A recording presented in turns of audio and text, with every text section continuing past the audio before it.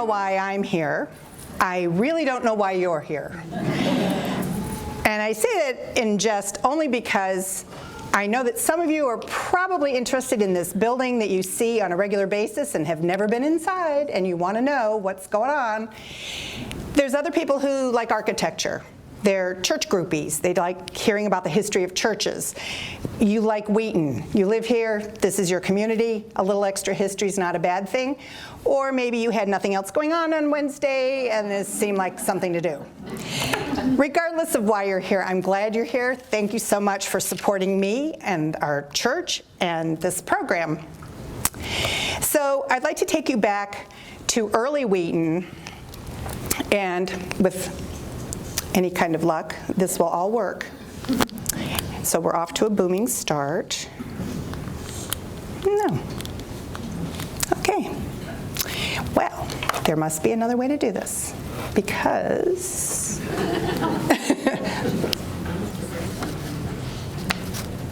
okay, I didn't have the green light. Didn't have the green light to go. Still don't. There. Okay, there we go. Now we're all ready. So I'd like to take you back to Wheaton's early years. That many of you probably know this part, but the part that interested me was in 1830, the Indian Removal Act was a federal program that cleared out this whole area of all the Native Americans. And when they did that, it left all this wonderful Midwestern property available for farmers to move in from other parts of the country. So these three men, Erastus, Jesse, and Warren, came from Connecticut. They were farmers there, and they came from a little town called Pomfret. 300 years later, Pomfret still has 4,000 people. So it's a booming metropolis in the central part of Connecticut. And Erastus bought, or procured, I'm not sure who he would have bought the property from, but he gained 1,000 acres, pretty much where like Wheaton South High School is, Wheaton Warrenville, sort of the Warrenville area. And Jesse and Warren sort of were more centrally located in Wheaton. So Warren had sort of the northern part of what is now downtown Wheaton, and Jesse had like another 600 or 700 acres south of that area. So it was a time of growth for this area, for people coming in to farm and to become more prosperous. But there was something that also went on when the trains came through. So Warren Wheaton was kind of a mover and shaker, and he didn't have much shaking going on in Pomfret. So he came out here and said, like, I'm going to make my mark. He wound up selling some of his land to the Chicago-Galena train line. And when that happened, we now were connected to Chicago in a way that we had not been. So now people were interested in coming out here, whether it was for the day or to live here, and they had this energy sort of building in the community.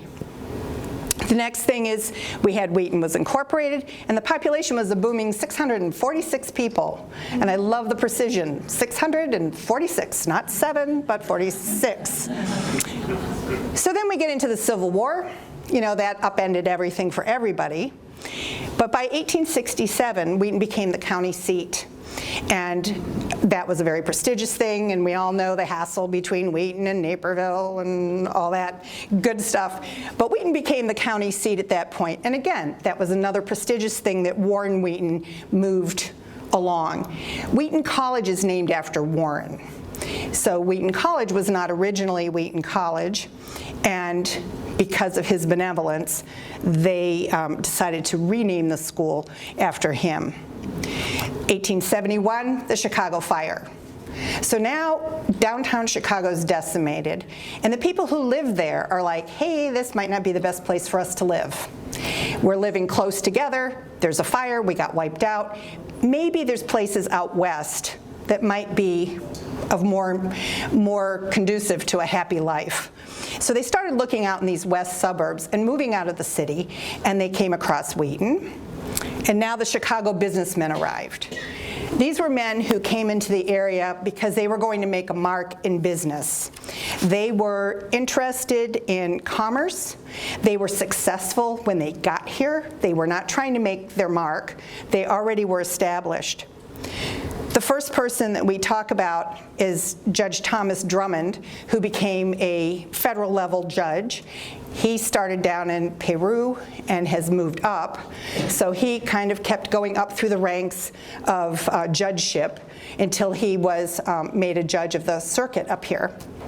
James Warwick is an individual that there's a little bit less known, and what we know is a little dicey. Warwick was in transportation, and some of the information we can find about him are court cases against him.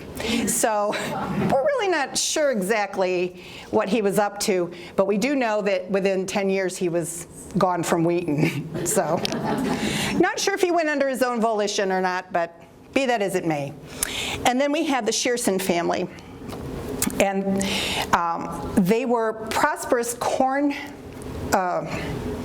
traders, growers and traders in Canada outside of Toronto.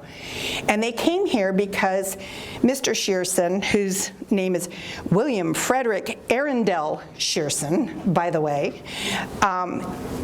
he was going to be in the Board of Trade and the Mercantile Exchange, that he was going to be a big mover and shaker within that environment of corn trading and agriculture. So we had three men who were here for different reasons, but their historical roots were in Great Britain. So that Drummond's grandfather had come from Scotland and settled in Maine. James Warwick was born in Scotland and came to the U.S. in 1854. And the Shearson family, as I mentioned, had come over from Canada after emigrating from England. And the importance to us at Trinity is that our faith base, the Episcopal Church, is part of the Anglican Communion, the collection of churches that fall under the auspices of the Archbishop of Canterbury in Britain. And so when they were looking to worship, they wanted something similar to what they had had in their home, which would be the Episcopal Church. So that was how they wound up being connected to our mission church. The fourth name here are the Perronays, and if you know anything about Wheaton, he was the mayor twice, and their family came to our church and were very prominent in the early days of our church, especially when the chapel was being built. And he and his family were very prosperous business people also. So this was just this time of very much of an industrial growth in Wheaton, that the people coming here were not searching for themselves or accidentally finding Wheaton. They came here because they knew that they could be connected to Chicago, connected to the farms. They were all gentlemen farmers also. They all had, fairly substantial amounts of property, not the thousands of acres that the Wheatons had, but they all maintained farms. The borders are different. Some of these folks lived a little closer to like Winfield than what would be Wheaton proper. But they were in this area, and they came to the point that they wanted to start a church. So in 1880, the population had doubled. So that's pretty good. Now we have 1,100 people. But again, it's different when you're in a farm community because the land is there's the population density is so different than when it's an urban area. So really 1,160 people is kind of a lot considering that we're 30 miles away from Chicago, and that these people were really connected to Chicago in a way that we are still today. So by 1875, these gentlemen decided that they wanted to have a place to worship. And they went to the bishop of the Episcopal Church and said, we would like to begin a mission church. So because our church our parish was begun in 1875, that's our 150 years. Because I know that you were looking at that number earlier and it said 1882, and it's like, the math doesn't work out, that's not 150 years ago. So really our parish started in 1875. So in 1880, the discussion was, okay, we have enough people together to build a church and to make it purposeful. So what are we going to do about it?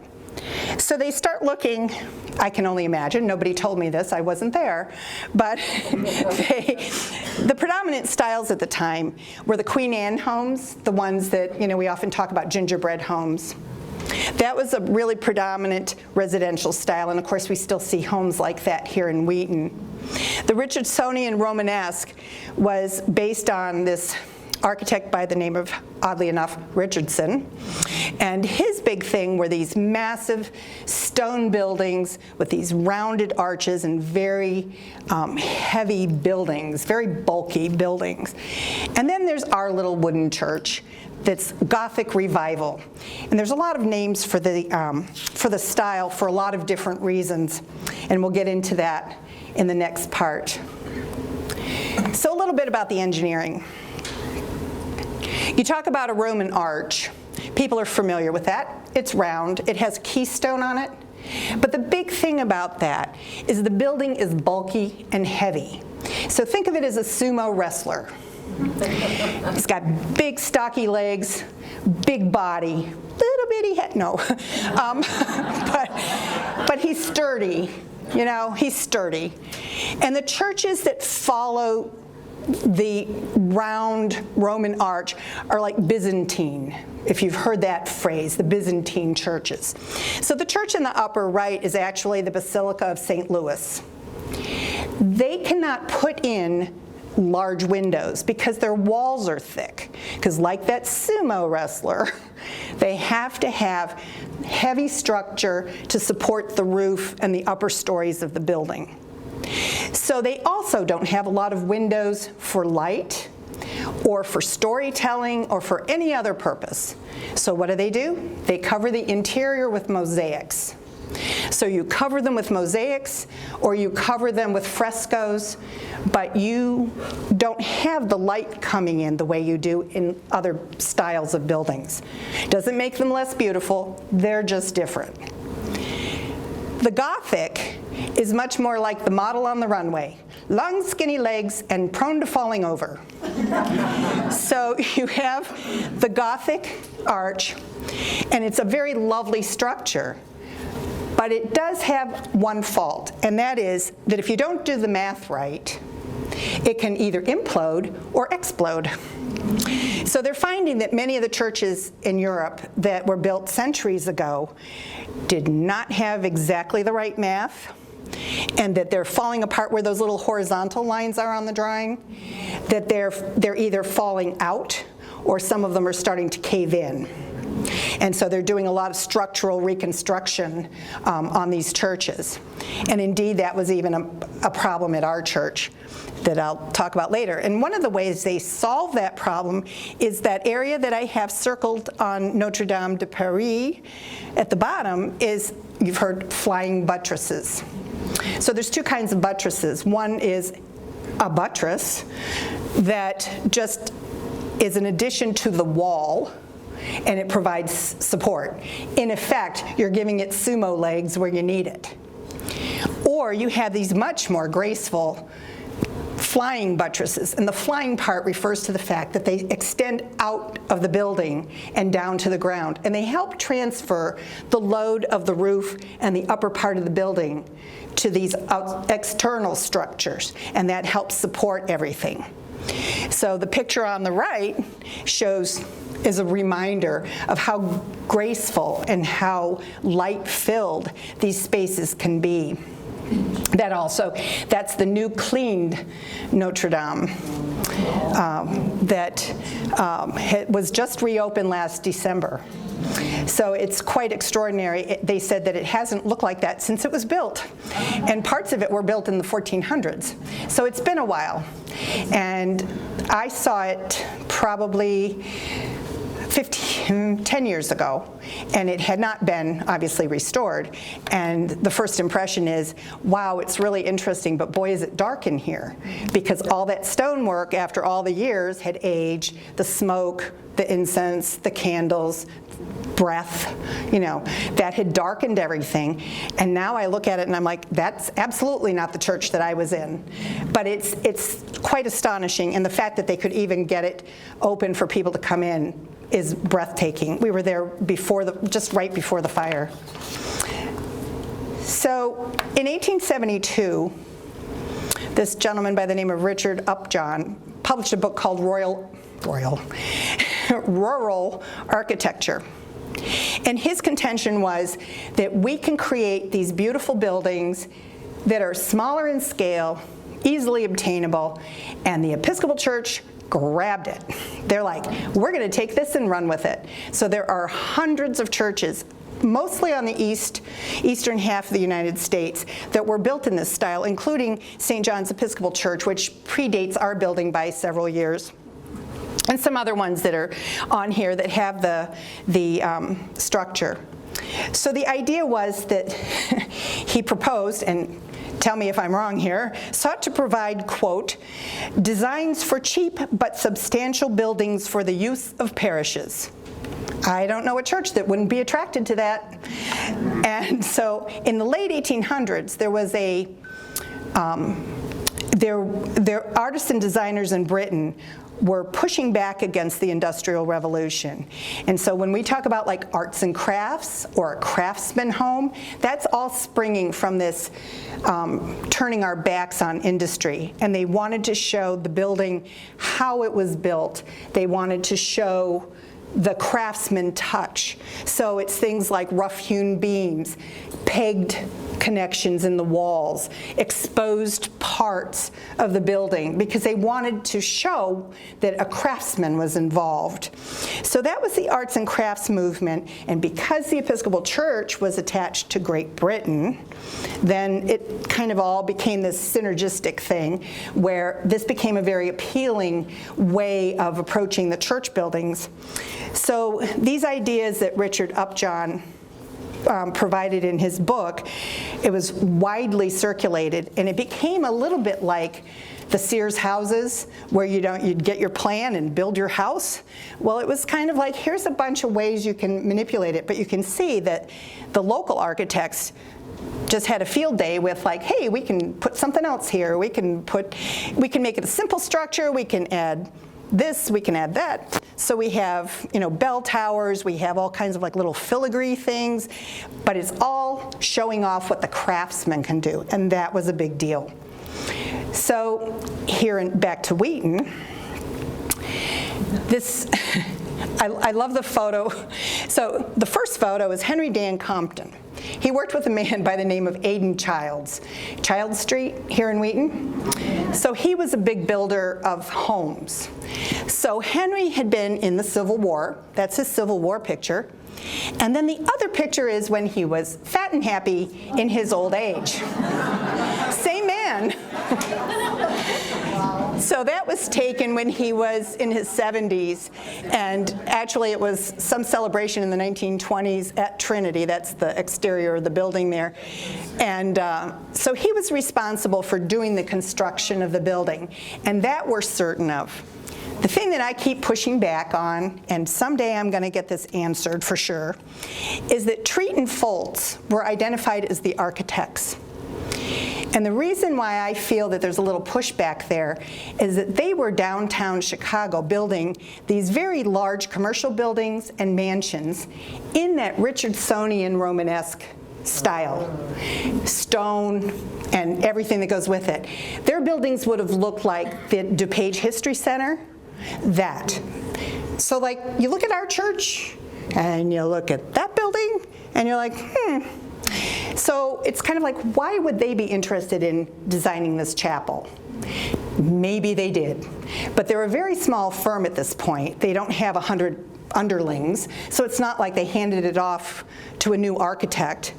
And what I think really was probably a little bit more like it is that Aidan Childs and Henry Compton worked on it together to take one of these designs that was in circulation, and Treat and Foltz were the official architects who signed off on the drawings so that everything was legit.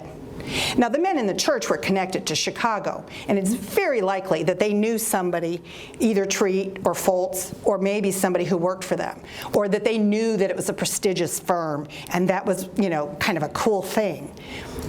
But I still kind of look at my building and look at their buildings and go, why would they be involved with this project? And I haven't been able to actually get that exact connection, but I'm still working on it, and someday I will figure that out. And I'll be happy to give them credit where credit's due. I just find it a little odd. So this photograph is actually the oldest picture that we have of our chapel. Why they took it from the back, I don't know, but this is actually taken from like the middle of our lot, looking sort of towards the corner of West and Wesley. So it's kind of an odd view, and I'm not sure what they were trying to prove with this photograph. But it's not an image that we can really recreate because we have other buildings that have been added to the property. So this is our oldest one. And some of the things about this rural Gothic are really evident in our church. So one of them is the peak roof. There are very few roofing companies that want to deal with it. It's very steep. So every time we have some loose shingles, it's kind of a trauma because it's like, are they going to come and do it this time? Because, it's a challenge, shall we say. So in 1881, 82, there was a publication that expressed the notion that a wooden building need not be temporary. So the guidelines were, the site should be on a slight rise, preferably on a corner, check. It should be oriented east and west. So in churches, generally, you have the altar is backing up to the east, so that when the sun rises, it's rising behind the altar.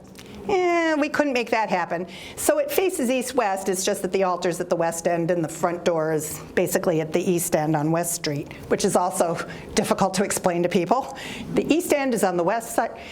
Anyway, so that was the religious significance of trying to have it east-west, but it is at least the next closest thing that we could do there.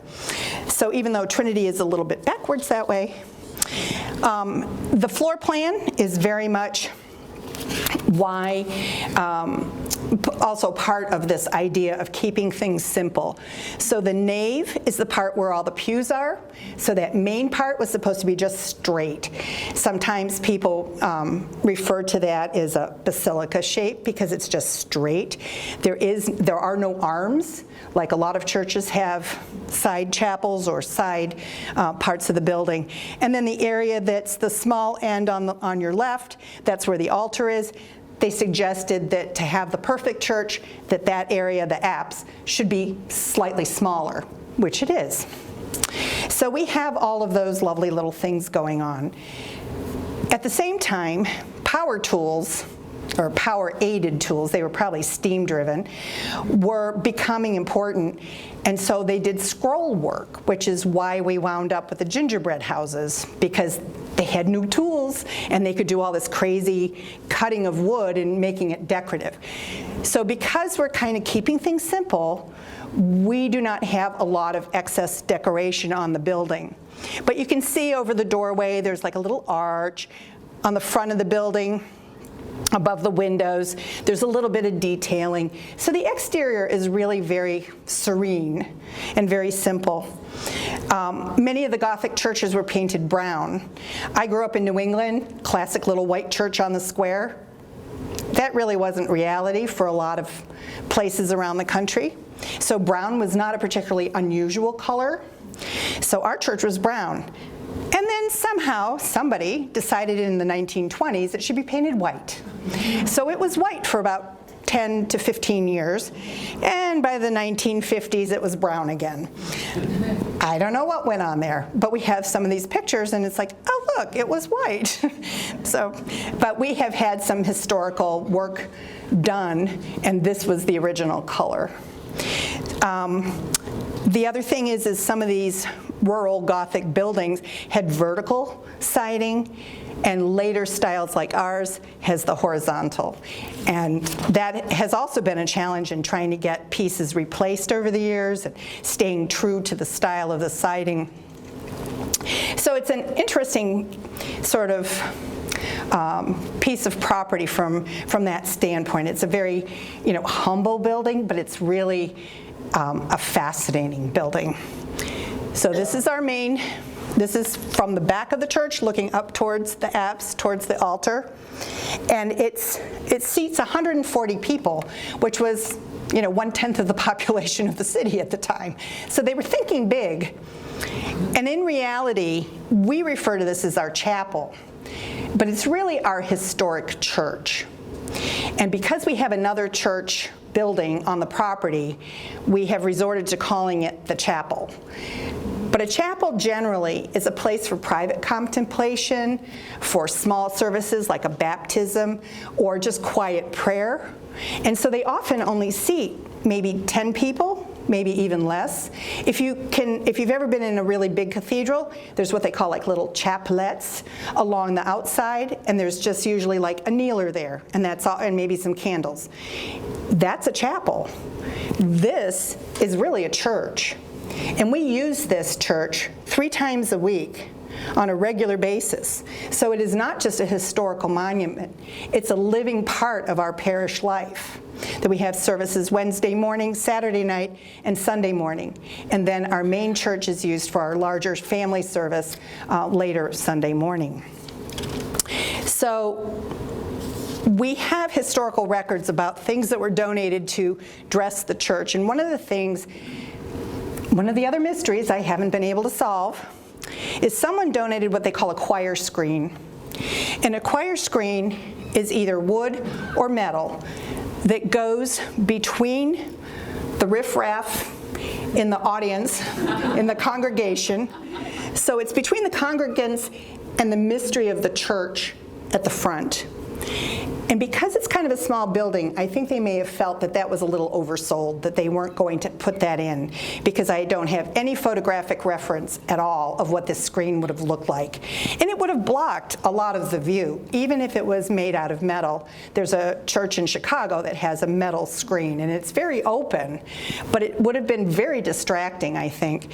And so I don't know whatever happened to that, and I don't know what they did with the money instead. So it's one of those little oddities that we have it in our record that someone donated it, but we don't have any evidence of it. This is the interior structure. It is oiled wood. Most of it is fir, oddly enough. I didn't think of this particularly, but when I started finding these old pictures, it was a very wooded area. This was not farmland in downtown Wheaton. It was very wooded. And so it may have even been local trees at that point.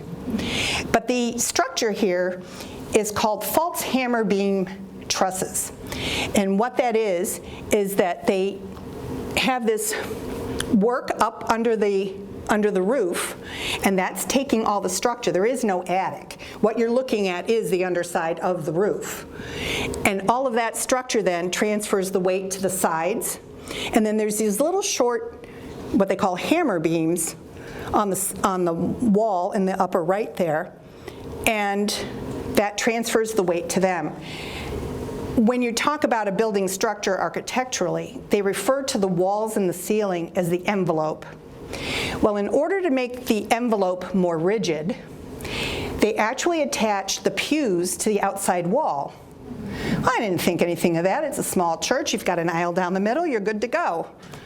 Well, as it turns out, they put those pews all the way to the wall and attached them to help strengthen the walls of the church.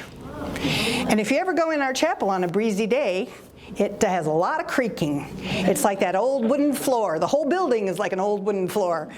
And so part of it was that they knew that they had the structure that they were supporting with these hammer beams at the top, but otherwise the building's just going to flip out. So they pulled it back in by putting the pews as an integral part of the structure of the church. So this system of using this kind of bracing and these hammer beams allows for a nice big open area. And there is a part on here, let's see if I can be really cool, right there. There's a bar that goes across, and it's a big tie rod that was added in the 50s because the building was spreading out. And so there are two buttresses outside of our building that hold it together, because that span there was starting to it wasn't starting to fail, it wasn't that dramatic, but there was definitely pressure that was moving it to outside, and they needed to rein it in. And because there's no pews holding the walls in the front, because the pews go actually in the other direction for the choir, they wound up having to put this tie rod in. And it's worked just fine, and the building's not going anywhere, and we're all very happy with it. So, but you can see some of the other lovely little details too, like over our doorway, up here in the corner of the brace, that we have two different colors wood. You know, they were still ornamenting the building, even though it was made with humble materials. This is the part that I think the people who are anxious about windows will get into. W.H. Wells and Company opened their doors in 1870. And for those of you who are familiar with Chicago history, 1893 was the Chicago Exposition. And they were such a big firm at the time that they actually had a display at the Columbian Exposition. So by 1873, so they opened in 1870, 3 years later they had 40 men working for them and produced glass valued at $75,000, or about $2 million in today's money. So they were a big deal. And if you stop and think about any of your friends or family or buildings you've been in that were built in this late 1800s, even over into the 1900s, they all had leaded glass. Oftentimes in the living room, there might have been a little trim across the top. The stairs to go upstairs, that landing always had a colorful window. There were 120 glass-making companies in the city of Chicago at this time, because everybody had to have some. This window here is symbolic of our original windows, that they are unadorned, there is no story, but the craftspeople couldn't resist doing something. So they all have different borders in different colors, and they're all different patterns. So the windows all have the same diamond glass with this lovely little floral pattern that was painted on with glass paint and then fired. So they're all very similar that way, but these little borders are all different. And I just think that's really kind of an interesting thing, that when you walk in, they're not all purple or they're not all blue. There's a red and green one. Then there is a only green, only red, red and blue, purple.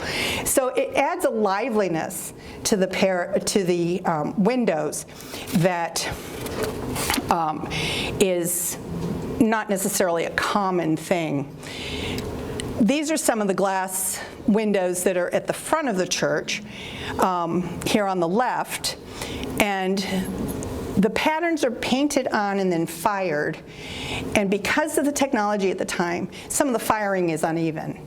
So it's not that we've scrubbed these windows so many times that we're scrubbing the paint off. That's not the way it works. But it has flaked off due to age because it wasn't fired properly. So you get this sort of uneven quality of some of the painting, but that's part of it being old, and that's part of it being done at the time. And you can see in that larger piece there that it's all very different as you go around the circle. One side's very red, the other side's kind of stripy looking. That's because the firing, if you can imagine putting glass in an oven, it's like baking a cake. One corner always seems to get more cooked than the other corner. It's the same thing with the glass. So the other windows on the other side are windows that are smaller windows that we have towards the front of the doors and actually at opposite ends of the building. And they have what to me looks almost like handbells. So rather than flowers, they have a little bit of a different pattern like in here. You can see that there. And the other windows had like a little flower cluster. But again, they kind of went crazy with the borders. You know, they're like, if they're going to make me do clear glass, almost clear glass, I'm going to have fun with the other stuff. And they did these lovely decorative borders. And it just adds a liveliness to these windows that really make it a pleasure to view. These are our 3 windows that are behind the altar. Excuse me. They're called the chancel windows. So these windows, the center panel has this lovely painted piece that has grapes and wheat symbolizing the wine and the bread at communion. The windows were donated by the Pyrenees that we mentioned earlier.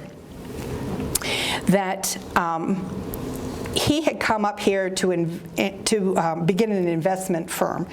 So being the mayor, he was pretty prestigious, and this was all prior to him becoming the mayor. The windows on the left and the right are memorial windows. The window on the left with the A, the Alpha, was dedicated to his father. The Omega window on the right was dedicated to Fanny Pyrenee's mother. So that was John Stephen Pyrenee and Elizabeth Gould Baker. They're really lovely windows, and the blue is very intense and very well fired, very well painted. They must have cost a fortune. They are beautifully done, and they're holding up very, very well. And they're very indicative of the time period, that there's 2 kinds of windows in churches where you have stories, you know, you're telling Bible stories, or you're using Christian symbols. And these fall into the Christian symbol category.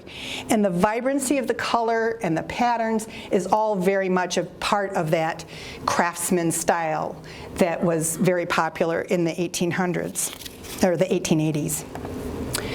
The following window is one that I have on high authority, was the window that they would sit the misbehaving children under because it had the all-seeing eye of God. So several of my peers claimed that that was their permanent seat. So this one is the all-seeing eye, or the eye of providence, that is in the upper third of the window there. It is also beautifully painted, which makes it super creepy. You have to kind of put yourself in that 1800s kind of mode when you look at it and go, okay, everybody got it when they did this. The lily, the Easter lily, is a sign of resurrection. It is part of, you know, a memorial. And the WB at the bottom was for William Baker, and this was Fanny Pyrenee's father. So this was dedicated to him. He was a publisher of the Chicago Journal of Commerce. So he was another one of those people that was sort of a big mover and shaker in the greater community. So this is the window that we promote more than any other window in the chapel, because it really is a lovely, extraordinary window. It is full of Trinity symbols. So anything that has to do with 3 was put in here. The thing that I found very fascinating is this was donated by the Shearson family. And maybe you've heard of the investment firm Shearson Lehman. Same Shearson. It was his son Edward went to New York and began that investment firm.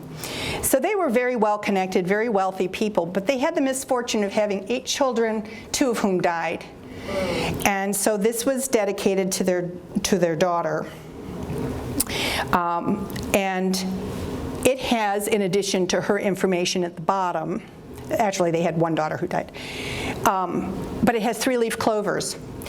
It has the 6-pointed star. And people are like, was this ever like a Jewish temple? And I'm like, no. The 6-pointed star is often called the Creator's star, but it also is a folk symbol, because if anybody does sewing or quilting, it's 2 triangles. It is much easier than a 5-pointed star when you're trying to do a pieced quilt. So that Creator's star was a very common folk symbol, but because it's made of 2 triangles, it's also a very Trinitarian symbol. We have ferns that there's 3 fronds in each triangle.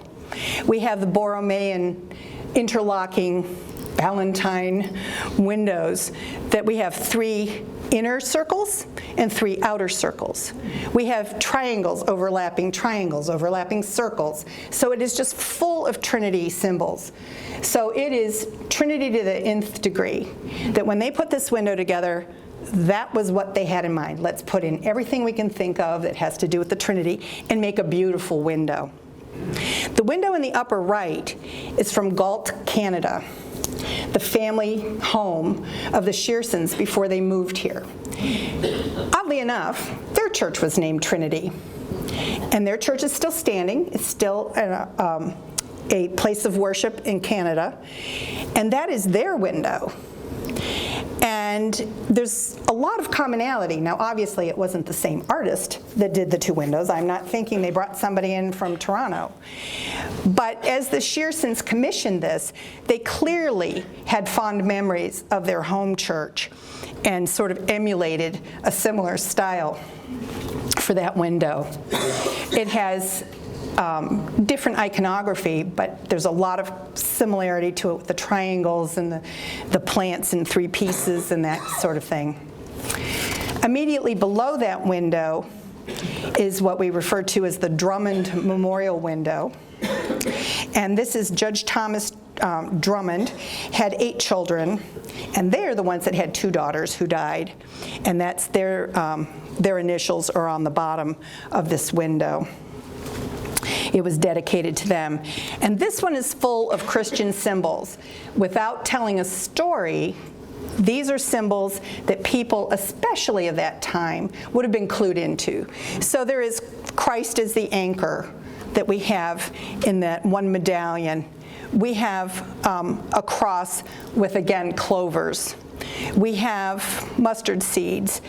So in here, we have the crown and cross, which is heavenly reward after suffering earthly trials.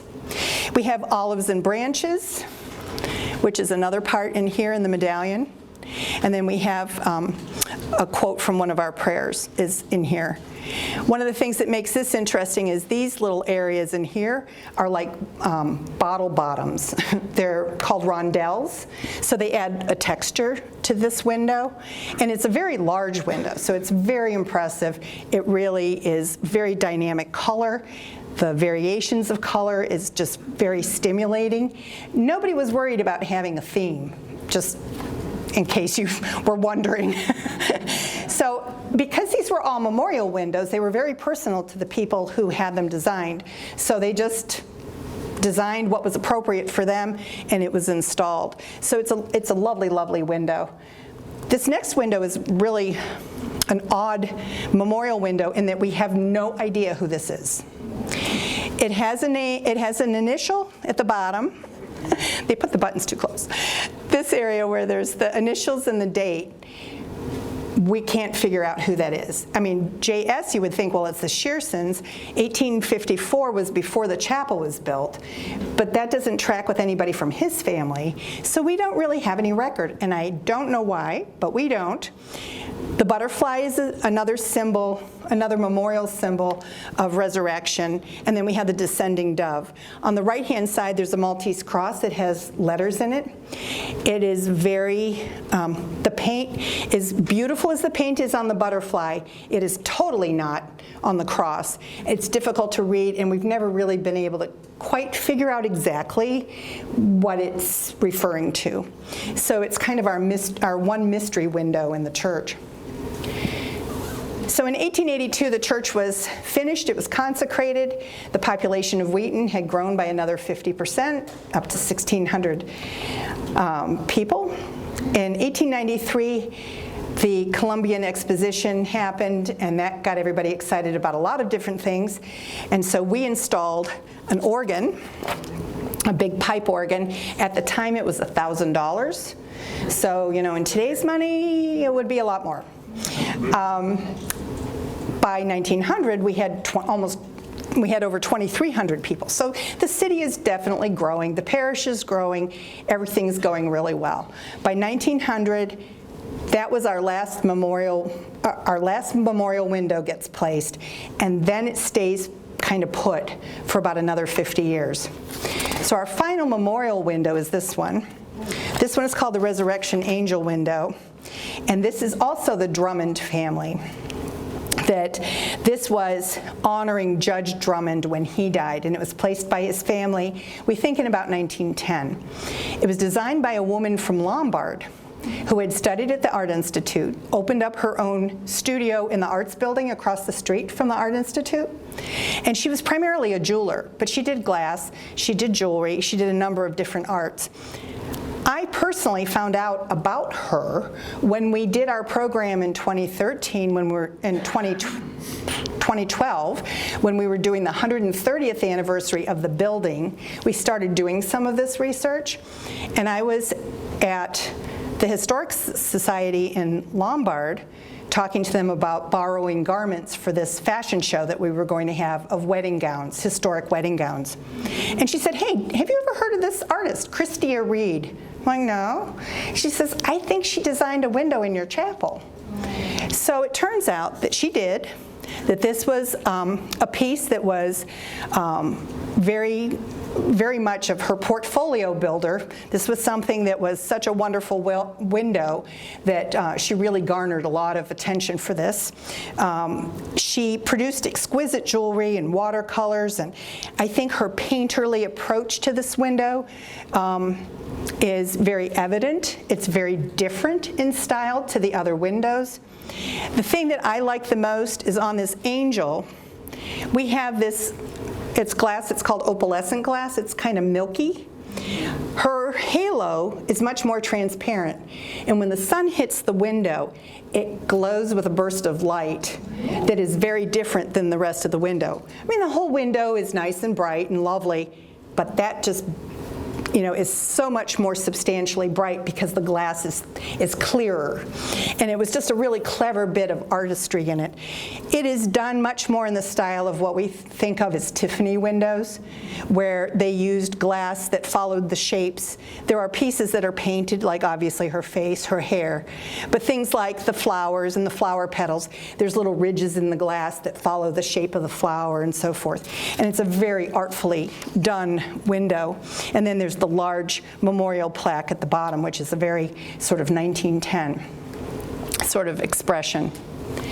So then we get to 1912, and things are, I have a drawing here. This is the plat of survey showing that they've added a little building in the back that they needed, some extra space for classes, and that's where we stood in 1912. Well, by the 1920s, the building was 40 years old. Let's face it, it was old.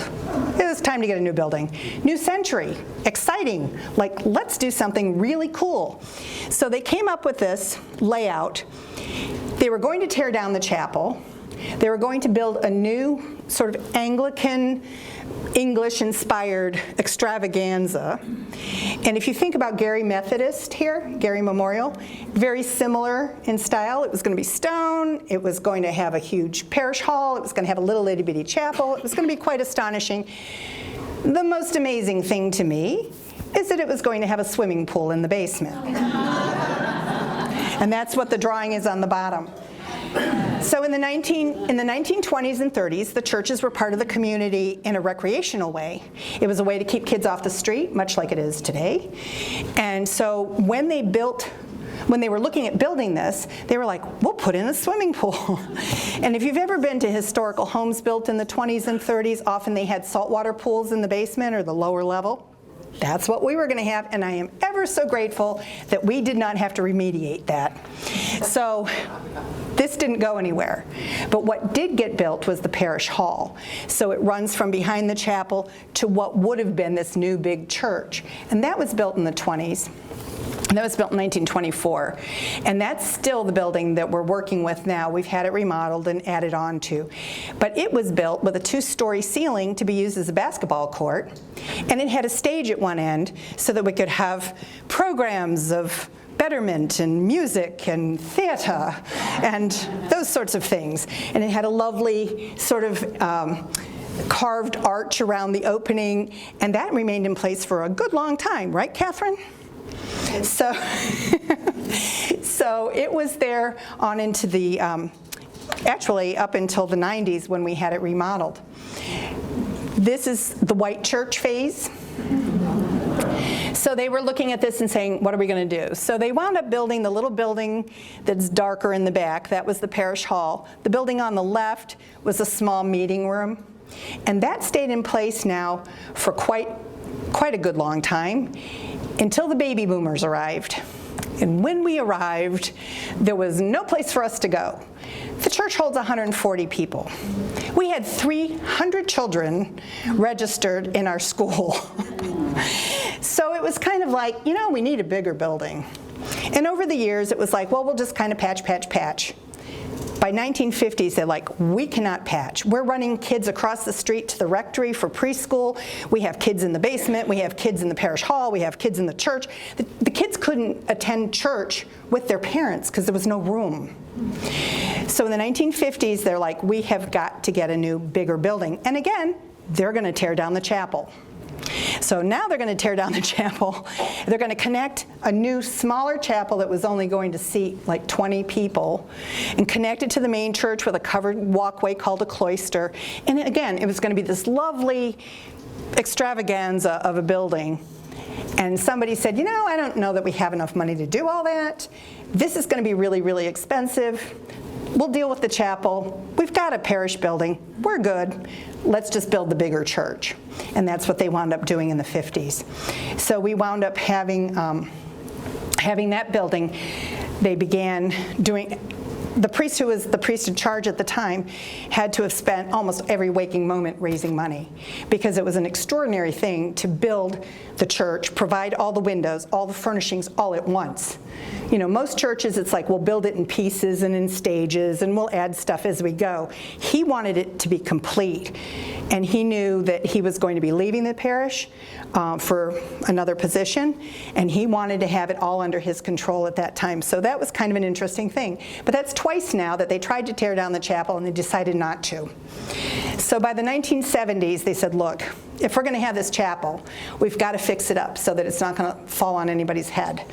And they started really approaching it from a standpoint of what can we do to make it sound, to improve it.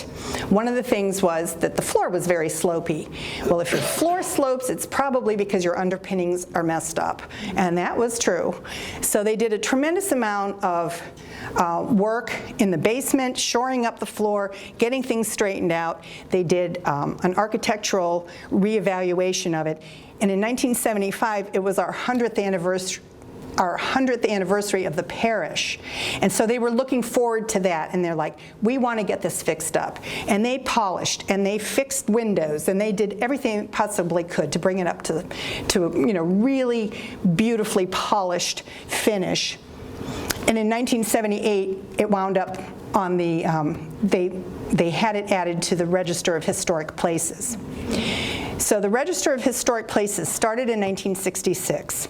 And for those of you who remember the 60s, that was also like Earth Day and all kinds of things about how we don't want a disposable society. We want to reuse and reinvent and remake. So the Historic Register is only a register. It has no legal recourse. So if we wanted to tear down the chapel tomorrow, we don't have to ask anybody's permission. It's our chapel. We can do with it as we choose. Just because it's on the Historic Register does not mean it has any kind of official protection. But we have no intention of tearing it down. We've become rather fond of it. In fact, we're so fond of it that in 1975 we put another window in. And this one tells a little bit of the history of the church. So we have the picture of the chapel with a portrait of our longest serving leader. And then in the lower right-hand corner, we had the bishop from, the Archbishop of Canterbury was coming to Chicago from Britain. And so he came to our church along with the two bishops in Chicago, and they were involved in a very elaborate ceremony in our chapel. So this window was commissioned, and it was actually made in Austria, even though it was designed by a group from here in Chicago. So it was very exciting for them to get things on the National Register of Historic Places. There are only a handful of buildings in Wheaton that are on there, and only several churches in all of DuPage County. So that was quite a little nicety, shall we say. But it did give people that firm belief that this building was worth keeping and maintaining. In the 1990s, we had some historic work done. Some engineers came in, they examined the paint, the finish on the walls. It was an important part of making sure that we're taking care of this building properly. At that point, they stripped some of the walls inside because it was natural finish, not painted finish, and so those kinds of things were revealed at that time. So now as we go into our 150th anniversary, we're going to put in a new window that is not this window. I think it would be cute, but it's not. We are in the process of choosing a window still, but it will be there for the future to celebrate and mark our 150th anniversary. I didn't want to put anything that looked even remotely like what we're looking at because I didn't want to tip our hat, but we're hoping to have this window installed by the end of the year, and we are working with some agencies, some studios here in Chicago, and have some lovely concepts that we're working on, and we will let you all know when we're going to have a big old open house with that new window in place, because that will be quite an exciting thing for us, because it will be the first new window in 50 years. So now we have a little genealogy to wrap things up with, and this brings things up to the 21st century. So we start with Erastus Gary, who had a brother by the name of Jude. He married a woman by the name of Margaret Kimball. They had a son. They had a bunch of kids. But one of them was George Perrin Gary, who begat Alfred Caton Gary, if you're familiar with the street, Caton. He married Harriet Childs, daughter of the builder of the chapel. Her sister is Tirzah, and she married, guess who? Henry Compton, who built the chapel. So it was all kind of like everybody knew everybody, and there you go. Well, that was then. And so now we have Harriet Childs and Alfred had a daughter by the name of Laura. Laura got married in our chapel in 1916. And then their daughter, Joan Clem, married a gentleman by the name of Rodemaker, her maiden name was Rodemaker. She married a man, Richard Clem. They got married in 1949 at our church. And her sister-in-law is Martha Joe, who married her brother. So we have all these people coming down from the Gary family, and the dog is on there because Joan was a national judge for Rottweilers, and that was her big claim to fame, was dog training and breeding of the Rottweiler breed, and Wheaton was the home to this organization that became internationally famous, and she judged dog shows all over the world. So Martha Joe and Joan both passed last year. Martha Joe was 102, and Joan was 98. So that was the end of that Gary family tree at our church. The other family that still has connections to our church is the Perrinays. So they're the ones that donated, the windows behind the altar. Their granddaughter, Margaret, passed in 2009 at the age of 99.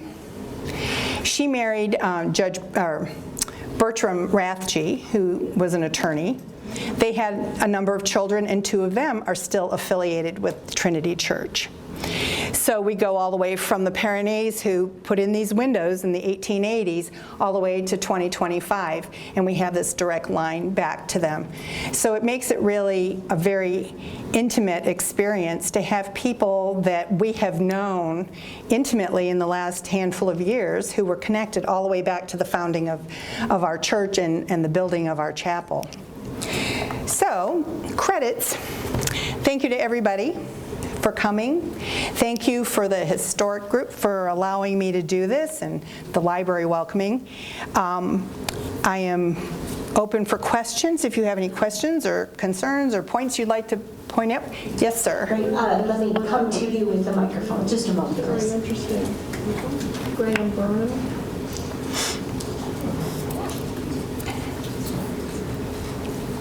Thank you very much. Is there a limit on the number of windows that you can put in? We have 5 empty spaces at this point, and so we will be taking 1 for our window, and we will still have several that are available future forward. There hasn't been anyone who has come to us about doing a memorial window, but there are opportunities for that space to be taken. So actually, the most recent one in 1975 was really a celebration window, and this one will be a celebration window, so there's a little bit of a break from that historic tradition of having memorial windows, but there's no saying that, someone who would approach us about it, who was a member of the parish and was active in the parish and wanted to do that as a memorial, that, we certainly would be considerate of that. But actually, the Ockerlands are here, who their family donated that 1975 window. There you go. And I believe it was for an anniversary as well, correct? Right. It was. So the window was donated for the 25th wedding anniversary of Sarah Jane and Frederick Ockerland, and then it was coincidental to be the 100th anniversary. So we have members of their family here, much to my surprise. I'm like, I think that's Charlie. So again, we have this connectivity to the past, and it makes it a very vibrant place. As I said, it's really our historic church, and we really embrace it. Any other questions or comments? Any other questions? Just raise your hand. I'll be happy to come to you with the mic.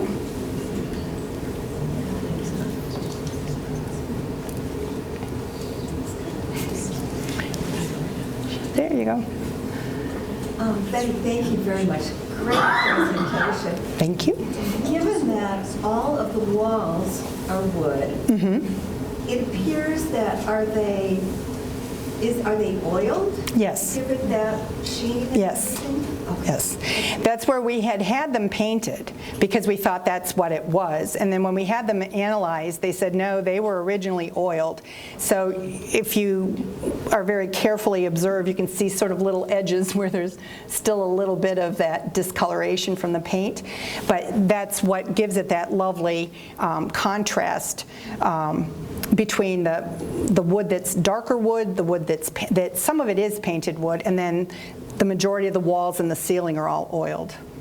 Okay, and while we have a chance to think of one more question, Beth, you gave me a link to the website, and that will give information about some of the celebrations coming up. Is that correct? Correct. So on your seats, there were a couple of pieces of paper about some upcoming events we have. We are going to have open houses on Fridays, Saturdays, and Sundays, some Sundays, in the next several weeks through the month of May. We also are having an art show and sale for in honor of one of our late members, John Legg, who was a sculptor and a printmaker, and that will be on the weekend of the 16th, 17th, and 18th.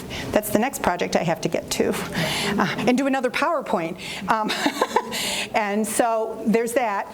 In the back, on the back table, there are some brochures. If you or anyone you know are interested in using our chapel as a location for wedding vows or renewals, we have some information about that.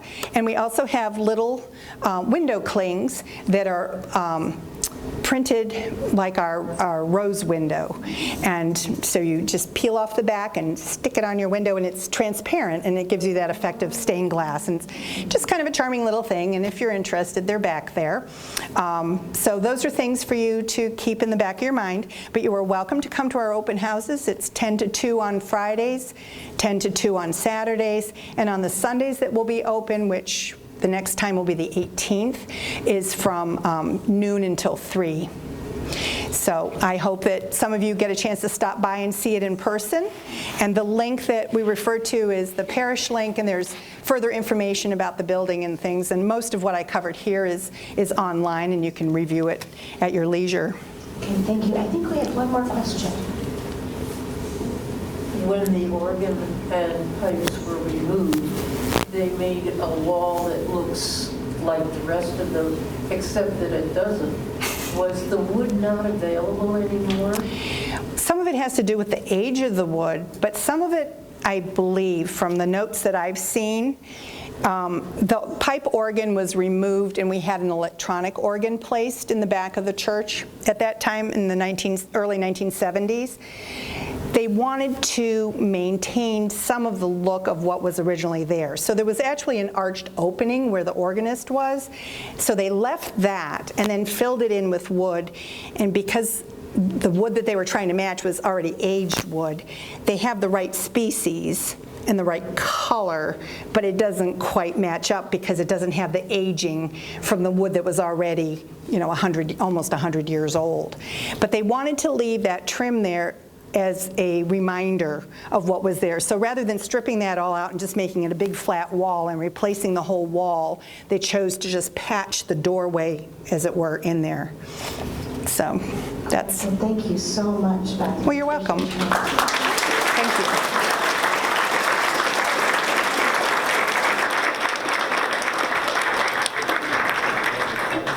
And we're also grateful to our partnership with the Wheaton Historic Commission. So go ahead and look for that follow-up email from me.